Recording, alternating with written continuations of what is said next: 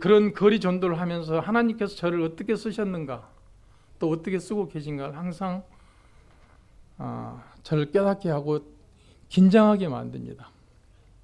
그러다가 이제 팬데믹을 만나가지고 거리 전도를 못하게 되니까 또 하나님께서 저를 후진국인, 동남아시아의 후진국인 캄보디아 선교 지역을 맡게 하셨어요. 제일 처음에는 23명의 캄보디아 현지 목사들을 만났는데, 그분들 중에서 우리와 같은 교리, 킹제임스 성경을 쓰시고 근본주의 신학을 하신 분들이 몇몇인가 봤더니 7분 정도 되셔요. 또 그 뒤로 또 더 검증을 해보니까 3분이 계시더라고요. 그래서 그분들하고 같이 하나님의 사역에 같이 진행을 하고 있습니다. 지금 저희 시타 엔곤이라는 그 형제가 지금 아마 어떤 대부분의 분들한테 그 자식뻘 정도 될 겁니다. 제 친구가 82년생인가 되거든요. 80년생인가 돼. 지금 40 이제 좀 넘었네요. 근데 저 친구가 영어를 좀 해요. 그래서 저하고 매주 통화를 하고 매일 통화를 합니다. 저 친구를 후원하게 됐는데, 이 친구를 통해서 하나님께서 캄보디아 사역에 지금 하고 계십니다. 한 번 더 올려주시겠습니까? 이 친구거든요. 지금 현재 계속 더 올려주십시오. 하나 더. 이 친구는 이제 콩폰이라는 친구인데, 이분도 거리 전도를 하신 분입니다. 거리에 나가서 선교하고 구령하는 그런 분이거든요. 또 한 번 더 올려주시겠습니까? 계속 지속적으로 복음을 전하는 이 친구는 이제 고아원을 하고 있는데, 이 양반은 필리핀에서 그 신학 공부를 하고 왔더라고요. 그래서 이 양반도 영어가 됩니다. 그래서 가끔 하는데, 이 고아원을 하다 보니까 세상과 접해가지고 세상 지원을 받기 위해서 좀 프리바리스테리안, 그러니까 장로교 쪽의 교리들, 우리 한국에서 가신 분들의 그런 지원을 좀 많이 받고 있어서 저하고 교제가 조금은 멀어졌습니다. 그 다음 또 올려주시겠습니까? 계속적으로 올려주십시오. 이제 지금 거리 전도하고 계신 분들이고요. 그래서 지금 이분들은 한 번 더 올려주십시오. 계속이요.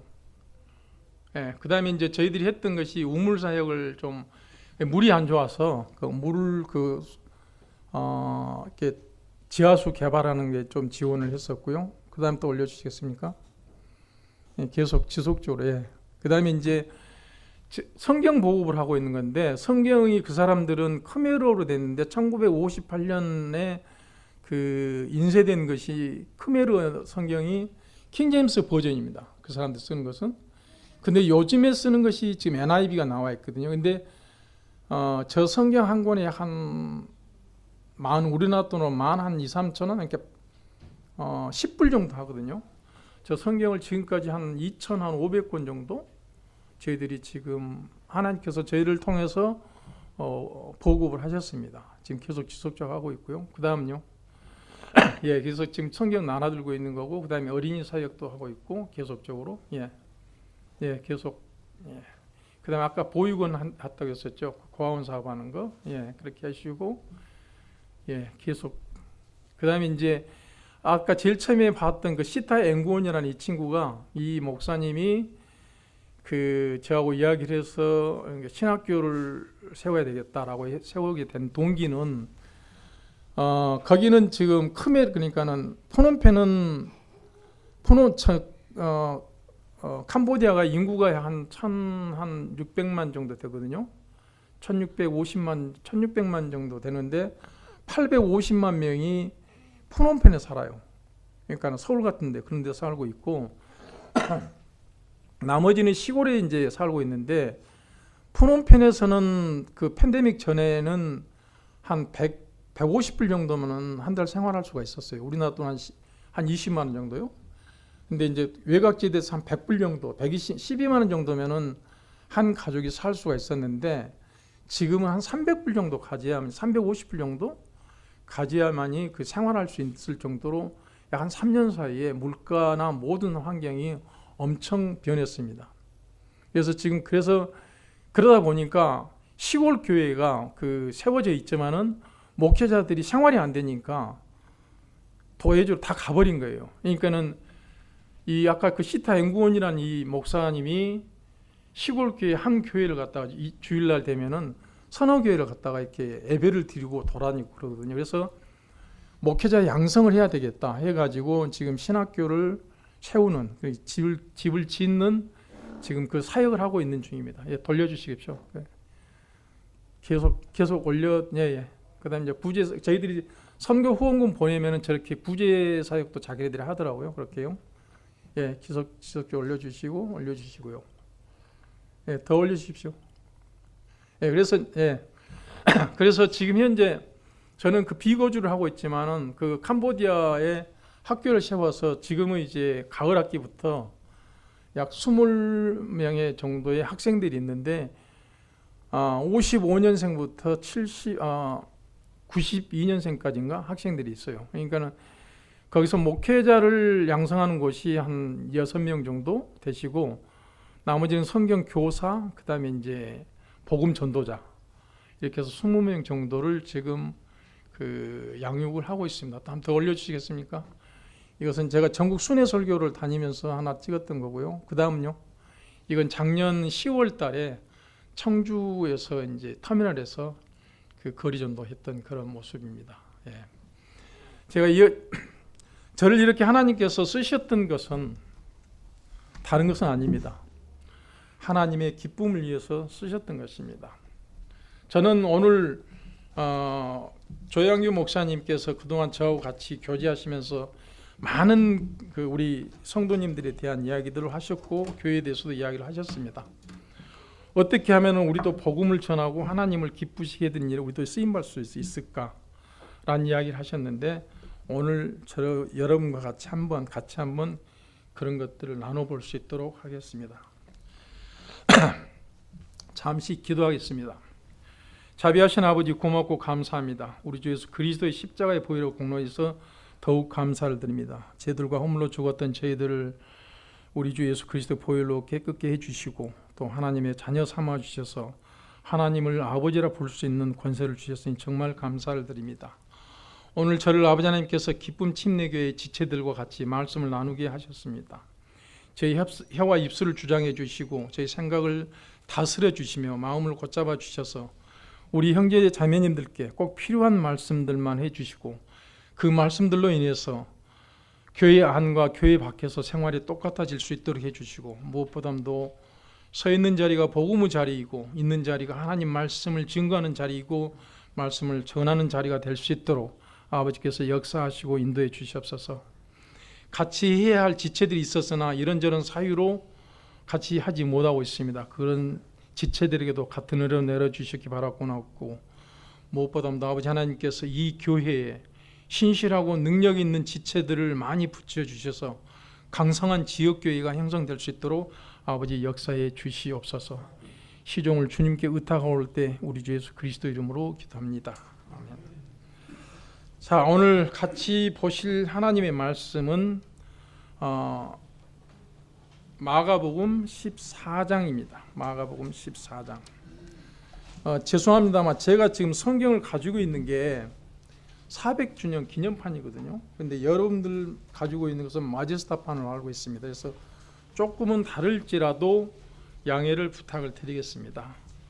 마가복음 14장 32절로 42절까지 같이 교독하도록 하겠습니다. 그들이 겟세마네라 하는 곳에 이르니 그분께서 자기 제자들에게 이르시되 내가 기도할 동안 너희는 여기에 앉아 있으라 하시고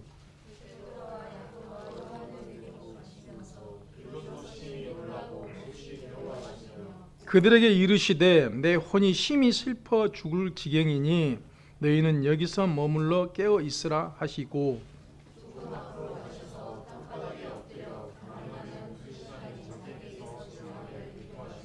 이르시되 아바 아버지여 아버지께서는 모든 것이 가능하오니 이 잔을 내게서 옮기시옵소서. 그러나 내 뜻대로 하지 마옵시고 아버지의 뜻대로 하옵소서 하시고는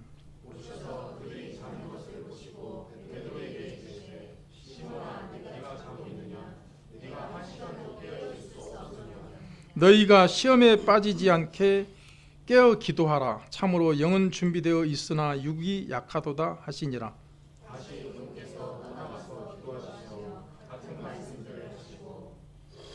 돌아와 보시니 그들이 다시 자더라. 이는 그들의 눈이 무겁기 때문이더라. 그들이 그분께 무엇라 대답할지 알지 못하더라.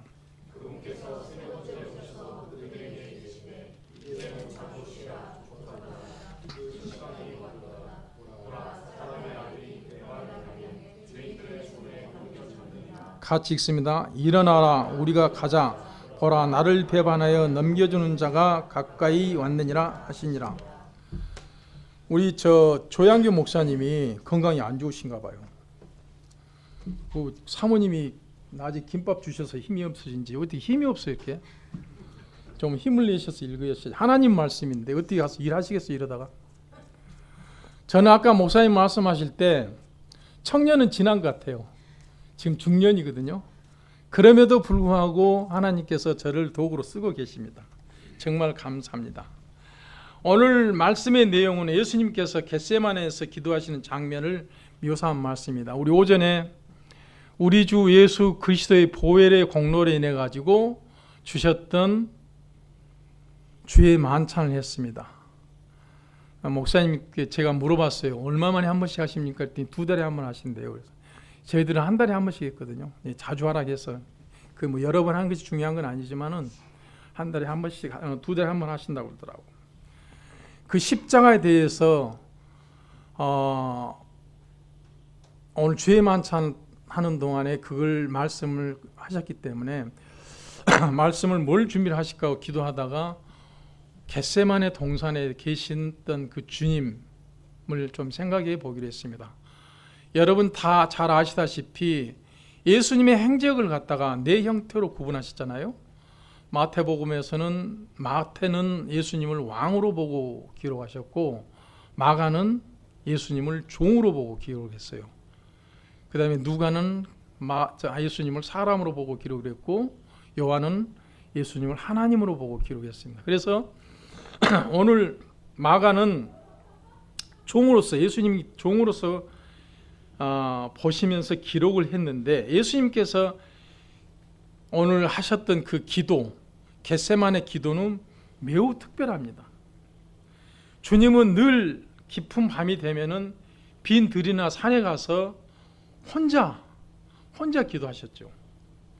사람들이 그 예수님을 왕으로 초대를 해가지고 가려고 할때라도 그분은 홀로 산으로 가셨습니다. 그런데 유독 체포되시기 전에 그분은 그 공생의 마지막 기도로서 겟세마네 가실 때 제자 3명을 대동을 했습니다. 왜 그 밤에 제자 3명을 데리고 갔을까? 항상 혼자 가시면서. 여러분 성경을 보시면서 그런 생각 안 해보셨습니까 혹시? 겟세마네라는 곳이 어떤 곳인지 아십니까 혹시? 겟세마네라는 뜻은 기름을 짜내다, 기름을 짜내는 기구다, 그런 이름을 가진 동산입니다. 올리브나무 숲이었죠. 거기가 올리브나무는 심고 50년이 되어서 첫 열매를 거두는데 그 전에는 열매를 거두지 않는답니다. 첫 열매를 거둬서 가장 많이 열리는 시기가 50년이래요. 근데 그때 그 올리브 열매를 가져다가 수확한 열매 갖다가 기름을 짜내는데 우리는 이걸 뭐라고 그러죠? 엑스트라 버전이라고 하죠. 주부님들 다 아시잖아요. 엑스트라 버전이라고 부릅니다. 그 밤에 기도하신 장소가 겟세마네였다는 사실, 그 자체는 바로 예수 그리스도 전 생애가 그곳에서 어떻게 됐겠어요? 엑스트라 버전이 된 게 으깨고 깨지고 자기 자신을 철저하게 부수는 그러한 겟세마네 동산에 가서 기도를 하셨던 것입니다. 오늘 주의 만찬을 여러분이 형식적으로 하셨다면은 다시 한번 자신을 돌아볼 필요가 있습니다. 의뢰이 2달 만에 하는 주의 만찬이었다라고 생각하시면은 다시 자신을 돌아보시기 바랍니다. 예수님께서는 우리 죄들과 허물을 위해서 겟세마네 동산에 올라가셔서 인본주의적인 인간적으로 그 고뇌와 고통을 쏟아내는 시간, 그야말로 깨지고 부수어지고 짜내는 그 시간을 가지셨던 것입니다. 엑스트라 버전. 그런데 여러분 혹시 이 말씀을 읽을 때, 오늘 본문 말씀 읽을 때도 마찬가지지만은 아까 항상 집에서도 읽으실 때 이런 생각 해보신 적 없어요? 참 예수님 낯설다. 왜 예수님이 죽음을 두려워하시고 공포에 짓눌려 있을까? 그분은 우리가 뭐라고 그러죠? 예수님을? 뭐라고 부릅니까? 예수님을. 저 혼자 예배드리는 게 아니잖아요. 말씀 좀 해보세요. 뭐라고 그래요? 하나님이라고 그러시잖아요. 전지하시고 전능하신 하나님이시라고 부른 그분이 왜 그 공포에 짓눌리고 두려워하셨냐는 이야기예요. 우리가 성경 말씀을 사복음서를 읽어보면서 비교해 볼 때 이 말씀을 대할 때 보면은 좀 예수님이 낯설지 않으셨어요? 혹시? 두려움 없이 어떤 일이든지 하실 수 있는 분이 그러한 자세를 가셨다는 겁니다. 주님은 그 밤이 매우 두려워하시고 깊은 고민에 빠졌었습니다. 그리고 말씀하셨습니다.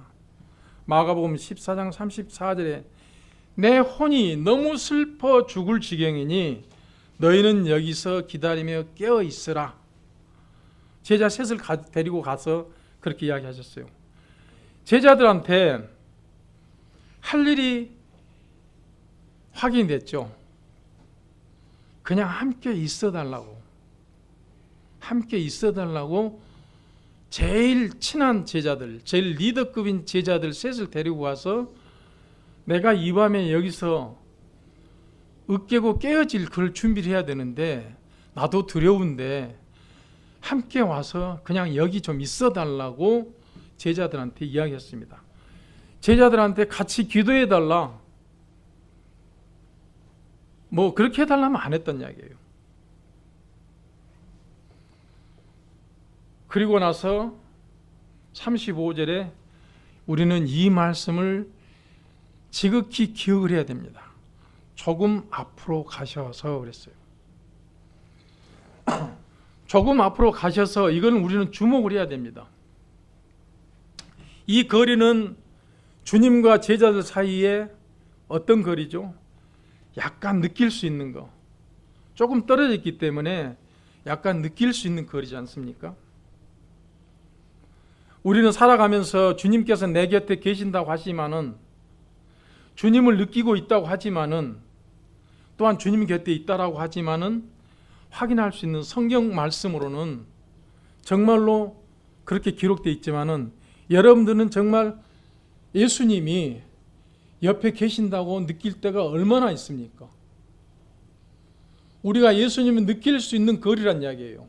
제자들하고 주님이 기도하는 그 시간에 느낄 수 있는 거리예요.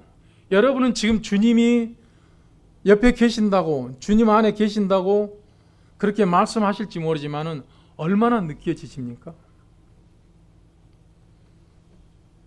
사도 바울은 주님과 나는 하나다. 나는 주님과 연합했다.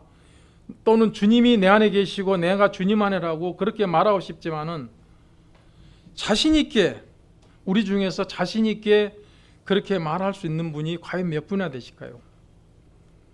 우리는 그것을 자신 있게 말할 수 없습니다.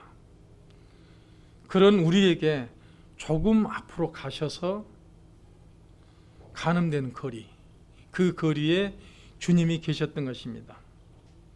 나의 외로움, 나의 고통, 나의 두려움, 아무도 나를 이해해 주지 못하는 그 홀로 계시는 그 자리, 주님께서 나의 곁에 계신다는 것을 느낄 거라는 그런 생각이 들었던 것입니다. 우리에게 늘 함께 하시면서 위로해 주시고 힘과 용기를 주시는 그런 주님과 나의 거리, 나와 주님이 하나라고 생각하며 호언장담할 때마다 또 넘어지고 마는 연약한 우리의 믿음이, 우리의 그 연약한 믿음이 있는 그 자리, 그 자리가 바로 주님과 나와의 거리인 것입니다. 그 거리를 잃어버리지 말아야 되는 것입니다. 오히려 더욱 의미 있는 것은 믿음의 발걸음이 아닌가 하는 생각도 해봅니다. 왜? 그 거리가 멀어져 있을수록 우리의 믿음이 멀어지는 거 아닌가라고 생각해 볼 수 있다는 이야기입니다. 조금 전에 우리 목사님하고 식사 후 하면서 교제를 했는데, 여러분이 교회 오실 때의 마음과 엘리베이터 타고 내려가서 저 밖에 나가 차 시동 거고 집에 갔을 때의 마음이 같습니까? 틀립니까? 같아야 됩니다. 같아야 돼요. 예수님께서는 본 말씀에 오늘 그리고 기도하시죠. 35절에 앞으로 조금 가셔서 땅에 엎드려 가능하다면 그 시간이 그에게서 지나가기를 기도하시며 그랬습니다. 여러분 성경책 속 보고 계시면 그 시간에다 빨간 줄 한번 켜보십시오. 그 시간 어떤 시간이었을까요? 36절에 이르시되 아바 아버지께서는 모든 것이 가능하시오니 이 잔을 내게 옮겨 주시옵소서. 이 잔, 그 시간과 이 잔이라고 했습니다. 주님도 피하고 싶으신 그 죽음, 그러나 피할 수 없는 죽음, 주님의 기도는 그 시간과 이 잔으로 표현됐습니다. 그 시간은 지금 기도하고 있는 이때로부터 앞으로 경험하게 될, 십자가에서 못 박혀 죽으시고 채찍 맞고 가시 면류관 쓰이고 옆구리 창으로 찔리고 죽기 전까지 경험해야 될 그 시간이 좀 지나가길 바라는 거고, 그 행위, 그렇게 닥칠 일들이 그 잔이라는 것입니다. 아버지는 모든 걸 할 수 있지 않습니까? 그렇지만 하나님은 어떻게 하셨어요? 침묵하셨습니다. 침묵하셨어요. 근데 사복음서를 여러분 다 읽어보셨잖아요. 읽어보시면 뭐라고 했어요? 아버지와 나는 하나다라고 했어요. 한 번도 둘이 떨어져 본 적이 없었어요. 예수님과 하나님은 서로 떨어져 본 적이 없었다는 이야기입니다. 요한복음 14장 10절에 뭐라고 말씀하세요? 너는 내가 아버지 안에 있고 또 아버지께서 내 안에 계신 것을 믿지 아니하느냐? 내가 너에게 하는 말들은 스스로 내가 하는 것이 아니라 내 안에 거하시는 아버지께서 하신다고 했어요. 아버지와 나는 하나라고 했어요. 하나라고. 근데 겟세마네 동산에 갔을 때 기도했을 때 아버지하고 아들하고 단절돼 버렸어. 말씀만 안 하고 계신 거예요. 나하고 하나라고 했지 않느냐 이야기예요. 근데 그 아버지는 침묵하고 계십니다. 지금 여러분이 급박한 상황 됐을 때, 내 자식이 방금 전에 교통사고가 났대. 소식을 들었어요. 가면서 주여 하고 기도를 합니다. 그 시간이 얼마나 급박하고 간절해요. 내 자식이 어린애가 자다가 막 울어. 이유를 모르겠어. 119 전화하고 병원 가면서 이 아기를 안고 가면서 울어. 이 아기를 위해서 기도를 해요. 얼마나 간절해요. 그런 간절한 기도. 그때 아버지가 나 옆에 계신다고 여러분 생각하십니까? 계셔요, 여러분 앞에. 근데 침묵하고 계신다면 어떻게 하겠어요? 빨리 가서 신실하고 능력 있는 의사를 만나가지고 내 아기 고쳐줬으면 좋겠는데 그런 애타는 마음으로 가거든요. 근데 아버지가 대답 안 하시고 침묵하시면 어떻게 하시겠어요? 예수님이 지금 그런 심정이란 이야기예요. 내 앞에 죽음의 십자가, 죽음의 피를 흘려야 되는 그런 시간이 다가오는데 아버지께서는 침묵하고 계셨어요. 그 속에 하나님께서 계셨는가? 우리는 양극단에 서 있습니다. 그 시간에 우리는 양극단에 서 있어요. 하나님은 저쪽에 계시고 저는 여기 있고 너무 멀리 계신 것 같아요. 침묵하신 하나님, 그리고 또 한 번의 기도가 이어집니다. 그 기도를 한 후에 뭐라고 그러셔요? 내 뜻대로 마옵시고 아버지의 뜻대로 하옵소서. 우리는 이 성경 36절에서 두 기도를 하나로 잇고 있습니다. 우리가 봤을 땐 36절 한 문장이에요. 그렇지만 한 문장 안에 기도가 두 개의 기도가 있습니다. 나를 살려주십시오라고 하는 그 기도하고, 그러나 아버지의 뜻대로 하십시오 하고 두 기도문이 있는데 그 사이를 이어준 것이 바로 그러나입니다. 그러나예요. 여러분과 제가 가장 간절하고 고달프고 슬플 때 우리는 기도를 합니다. 해 주시옵소서라고만 하지, 여러분들이 언제 한번 그러나 내 뜻대로 마옵시고 아버지 뜻대로 해 주십시오라고 기도해 본 적 있습니까? 예수님은 그렇게 기도하셨어요. 그러나 내 뜻대로 마옵시고 아버지의 뜻대로. 여러분들은 하나님 아버지가 도깨비 방망이인 것처럼 느껴요. 두들기며 나온 걸로. 무조건 해주시는 그런 거. 자식 이긴 부모가 없다라고 하듯이 자식이 울면 지니까 해줄 것이다라고 생각하지만은 여기서는 아버지는 그렇게 말씀하지 않으셨어요. 그러나 그 자식 입장에서 그랬어요. 기도하는 입장에서 그러나 내 뜻대로 마옵시고 아버지 뜻대로 하옵소서. 생각해 보십시오. 이 잔을 내게 옮기시옵소서라고 기도했던 예수님이 그 기도로부터 180도 돌아서서 내가 원하는 대로 하지 마옵시고 아버지께서 원하는 대로 하옵소서라고 두 번째 기도가 나오기까지, 그 기도 두 번째 기도가 나오기까지 겟세마네 동산은 캄캄했습니다. 그때 당시에. 중동에 여러분 그 시간을 생각해 보십시오. 밤은 어둡지, 중동에 한없이 그 차가운 밤바람, 차가운 밤바람 속에서 땀방울이 피가 되도록 기도를 하셨습니다. 그 처절한 기도 자리에서 침묵하시는 아버지 앞에 주님께서 어떠한 과정을 통해서 이와 같은 기도의 변화를 가져올 수 있었을까? 우리는 그걸 생각을 해야 됩니다. 되게 기도란 하나님과 나 사이에 아주 그 친밀한 내밀한 교통이 있고, 그런 점에 있어서 겟세마네 기도 장면에 끼어 들어와 있다는 것은, 그때 제자 3명은 뭐 했습니까? 자고 있었어요. 바로 우리의 모습입니다. 우리의 모습이거든요. 주님은 기도를 바꾸셨습니다.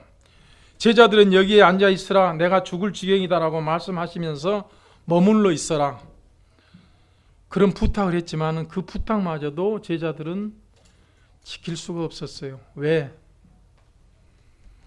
참으로 영은 준비되어 있었으나 육신은 약했기 때문에 본문 말씀처럼 눈은 무겁고 피곤해서 잠들었습니다. 그리고 또한 본문은 말하는 대로 그들에게 무엇라 대답할지 알지 못하더랬어요. 오늘 본문에서 예수님께서 왜 자느냐고 1시간도 깨있지 못하냐고 했을 때 그들은 그것을 알지 못했어요. 뭐라고 할 말이 없었던 것이에요. 여러분과 저는 주님께 주시옵소서라고만 하지, 그 기도가 주님의 뜻 가운데 이루어지길 바랍니다. 주님의 뜻이 되길 바랍니다라고 얼마나 기도해 보셨냐는 이야기예요. 그리고 예수님께서는 기도가 달라졌습니다. 이 잔이 내게서 넘겨지면 누가 이 잔을 받아들일 것인가? 저 연약한 제자들이 이 잔을 받아들일까? 내가 이 시간을 모면하게 하려면은 하고 싶지만은 누가 이 시간 안에 내 대신 들어와서 할 수 있을 것인가? 누가 이 시간을 견뎌낼 수 있을 것인가? 주님께서는 적어도 그 장면 안에 있는 나사렛 예수 자신이 가야 할 길을 가야 한다라고 결심하셨던 것입니다. 또 이 연약한 자들 위해서 그분이 할 수 있는 최고의 선택이었습니다. 우리 연약한 우리를 위해서 예수님께서 하실 수 있는 최고의 선택이셨다는 이야기예요. 누구를 갖다가 책망하거나 판단하지 않으셨습니다. 오늘 오전 예배를 통해서 말씀드리셨죠. 판단하지 말라고. 본문에서 우리는 계속 잠들어 있는 제자들 향해서 주님께서는 어떤 제자한테도 진노나 원망하지 않으셨습니다. 어떤 교훈도 주시 않았습니다. 가르침도 안 했습니다. 이 잔을 내게서 옮겨 주옵소서라고 하셨던 주님은 내가 원하는 대로 하지 마옵시고 아버지께서 원하시는 대로 하옵소서라고 새로 기도하심으로써 이 과정에서 어떤 모습을 우리에게 가르쳐 보여주는지를 오늘 말씀을 통해서 확인됩니다. 우리가 주의 만찬에 참여할 때에 이러한 사실들을 기억하고 참여해야 된다는 것입니다. 그냥 의례적으로 누룩 없는 빵과 알코올 없는 잔을 들이켜 마시는 것이 아니라 예수님께서 왜 그 밤에 기도하시고 십자가에 죽기까지 자기의 사랑을 내보이셨는가에 대해서 기억하라는 것입니다. 그리고 어떻게 하라고? 긴장하라는 것이죠. 하나님께서 저를 통해서 일하시는 걸 보면은요, 최첨단을 달리고 있을 때 항상 느낍니다. 남자들은 군대 가서 38선에서 근무해 보시면 알 거예요. 적과 마주치고 있을 때 저희들이 거리전도 나가가지고 복음을 전할 때면은요, 최첨단에서 일을 합니다. 사탄들은 항상 공격을 하거든요. 합천 어느 시골 마을에서 장날인데 거리전도를 했어요. 한 형제는 어르신들이 계신 데 가서 복음을 전하니까 잘 받아들이니까 복음을 전하고 있고 저는 설교를 하고 있었는데 한 30대 초중반으로 되는 이 아줌마 아가씨가 욕을 대빵하는 거예요. 대따하는 거예요. 응? 왜 강요해 하면서 신고할 거야 하시라고. 저는 수없이 경찰들 많이 만났습니다. 가면은 시끄럽다고 이야기하고 하여튼 욕은 다 먹고 다녔으니까요. 그러한 반면에 수고한다고 음료수를 사서 보내주신 분도 있고 격려하신 분도 많이 계십니다. 하나님께서는 사탄과 싸우는 현장에 항상 계십니다. 경찰 오면은 법을 이야기를 하죠. 스피커를 사용했을 때 낮에는 65데시벨, 밤에는 55데시벨 이하라고 하니까 이렇게 한다라고 하고, 하나님께서 저 경찰을 왜 보내셨을까? 전도지 한 장을 지어서 보냅니다. 전도지 한 장 받고 가시는 이야기예요. 하나님께서 나에게 보내주신 사람 그냥 보낼 수 없잖아요. 그래서 그분한테 전도지 줘서 보내드리고 했습니다. 그러길 많은 시간을 그렇게 했었습니까? 합천 해인사 그 합천 시인에서 읍내에서 한번 했는데 약간 어둑어둑했어요. 근데 이제 빗방울이 하나씩 떨어지니까 스피커가 바람에 이렇게 비 맞으면 안 되니까 교통 제어기가 이렇게 있었어요. 그 위에 얹어놓고 사거리에서 복음을 전하고 있었습니다. 마이크 잡고 버스가 지나가면은 소리가 잘 안 들려. 근데 저쪽 앞에서 스님이 오고 계셔. 스님이 오셔서 그랬거든요. 저 스님을 향해서 이야기했어요. 스님을 하더라도 구원을 받고 스님을 해야 된다라고 복음을 전했어요. 건너오셨어. 예수님 믿고 구원 받으십시오 라고 전도지를 줬어요. 받아들이고 갔었어요. 하나님께서 그의 마음을 다스렸던 것입니다. 하나님은 항상 일을 하십니다. 지금도 일하고 계시고 앞으로도 하실 거고 영원히 일하실 것입니다. 우리는 예수 그리스도를, 일하는 예수 그리스도를 뭐라고 부르습니까? 온유하신 분이라고 부르지 않습니까? 온유. 흔히 온유라고 하면 부드럽고 유연한 것을 말합니다. 그러나 성경이 가르치는 온유는 바로 오늘 드린 말씀 안에 있습니다. 주님은 우리 역시 그분처럼 온유하기를 바라십니다. 온유는 나의 뜻, 나의 기도까지 뒤로 해버릴 수 있는 그런 것입니다. 온유는 나의 권리와 주장과 나의 입장과 확신을 뒤로 할 수 있는 것입니다.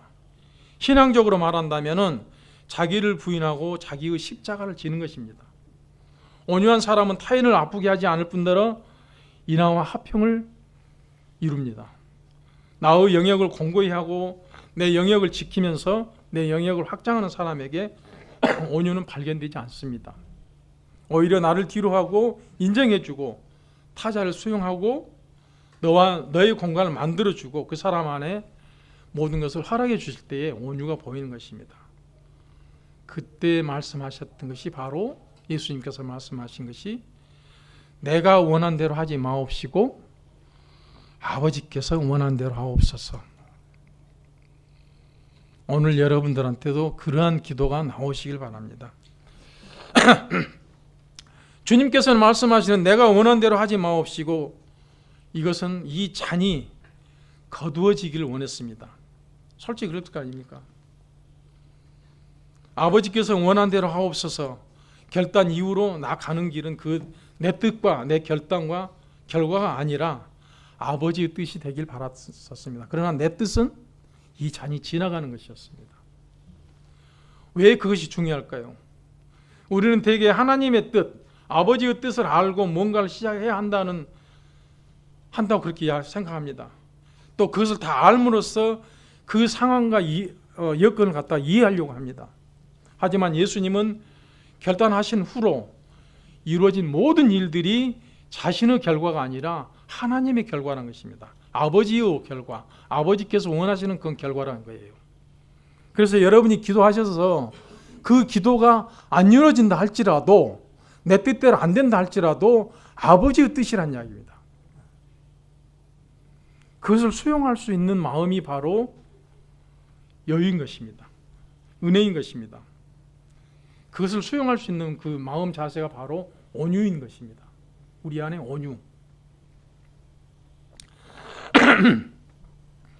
하지만 예수님은 결단 이후로 이루어진 모든 것이 자신의 결과가 아니라는 것을 알았기 때문에 주님께서 주님 곁에 졸고 있는 제자들, 이 결연하면서도 숭고한 기도 한 장면에 끼어들어 있는 이 제자들한테도 침묵하시는 아버지께서 보여주신 침묵하시는 아버지의 뜻에 따라서 순종하기를 바랐던 것입니다.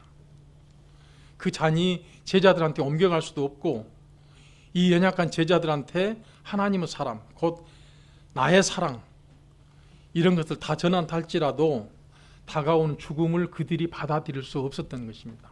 마찬가지잖아요. 우리한테도. 우리는 겨우 뭔가를 받으면 뭔가를 갚아줘야만이 그게 사랑이라고 생각을 합니다. 우리 조 목사님하고 목회를 시작하시면서부터 계속 교제해 왔습니다. 제가 밥 한 그릇 사면 우리 목사님이 한 그릇 사십니다. 그것이 사랑은 아닙니다. 우리는 교제의 우정이죠. 쌓는 거죠. 근데 많은 사람들이 내가 커피 샀으면 저 사람 밥 사야 돼, 이게 사랑이라고 생각하거든요. 근데 그건 사랑이 아닙니다. 자, 우리는 기도를 바꿔야 됩니다. 기도를 바꾸는 것이 아니라 바뀌어야 됩니다. 우리가 사는 일과 믿는 일이 아버지의 뜻이 되게 하는 기도로 바뀌는 것입니다. 우리가 사는 일과 믿는 일이 아버지의 뜻이 되게 하는 기도.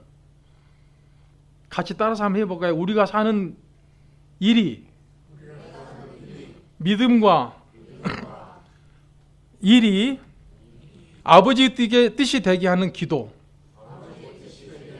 그 기도로 바뀌는 것. 우리가 사는 일과 믿는 일이 아버지의 뜻이 되게 하는 기도로 우리가 이제는 바뀌어야 된다는 이야기입니다. 그래서 무엇이 주어지든 간에 그것이 바로 아버지의 뜻이라고 알아야 된다는 이야기입니다. 그렇게 믿어야 된다는 것입니다. 주님, 나는 이 일을 하기를 원합니다가 아니라 주님, 내가 이 일을 하는 것이 아버지께서 원하시는 일이 되기를 바랍니다예요. 다시 한번 말씀드릴까요? 주님, 나는 이 일이 하기를 원합니다가 아니라 주님, 내가 이 일이 하는 것이 바로 아버지께서 원하시는 일이길 바란다는 이야기예요. 그래야지만이 우리 기도가 아버지 앞에 상달돼서 이루어짐에 감사할 수 있는 거고, 모든 일에 감사할 수 있는 일인 것입니다. 우리는 말씀으로는 모든 일에 감사하라고 하죠. 모든 일에 범사라고 그러지 않습니까? 그래야지만이 감사해요. 왜? 안 이루어졌어도 그게 하나님의 뜻이기 때문에 감사할 수 있다는 거예요. 내 뜻대로 안 됐지만은 하나님의 뜻이기 때문에 감사할 수 있었다는 것이에요. 오늘 그러한 우리 성도님들 되시기를 바랍니다. 놀라운 것은 주님께서 알려주신 팔복의 말씀이 거의 모두 다 천국을 향하고 있지만은 온유한 사람에게 주시는 축복은 땅을 향하고 있다는 것입니다. 겟세마네 동산에서 우리는 다시 주님을 만납니다. 우리의 삶의 여정이 주님의 고난에 참여했다는 고차원적인 결연한 의지 표현이 하기 이전에 그 안에서 그 기도마저도 바꿀 수 있는 온유, 바뀌어지는 온유, 그 자세로 우리 예수님께서 오늘 그걸 보여주고 계시다는 것입니다. 온유한 사람은 나의 하는 모든 것이 아버지 뜻이 될 수 있도록 열어드리는 것, 나의 하는 모든 일이 아버지의 뜻이 될 수 있도록 열어드리는 것, 그것이 바로 온유한 사람들인 것입니다. 이것을 다른 말로 하면 뭐라고 그랬습니까? 나의 십자가를 지고 가는 것이다 라고 말합니다. 그래서 오늘 이 시간 이후로 여기에 계시거나 어디에 앉아 계시든지 간에 그 자리가 복음의 자리이고 목회의 자리이고 설교의 자리이고 하나님께서 일하시는 자리라는 것을 잊지 마시기 바랍니다. 여러분이 교회에 들어오실 때의 마음과 나가셔서 생활에 있어서 버스 타고 집에 가시거나 직장에서 일하실 때거나 식사를 하거나 커피 사기 위해서 대기하고 있을 때나 그 자리가 바로 복음을 전할 수 있는 자리이고 목회의 자리이고 하나님께서 일하시는 자리이고 내가 기도하는 자리라는 것입니다.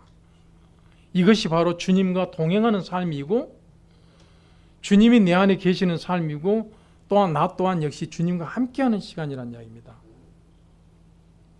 이것을 우리는 잊어서는 안 됩니다. 그러한 마음 자세로 오늘 뭐에 참여했어야 된다? 주의 만찬에 참여했어야 된다는 이야기입니다. 다음 2달 후에 있을 주의 만찬에 참여할 때는 보다 더 진전된 마음으로 참여하시기 바랍니다. 그래서 주 예수 그리스도 은혜가 우리 모두에게 함께 있기를 바라겠습니다. 기도하시겠습니다.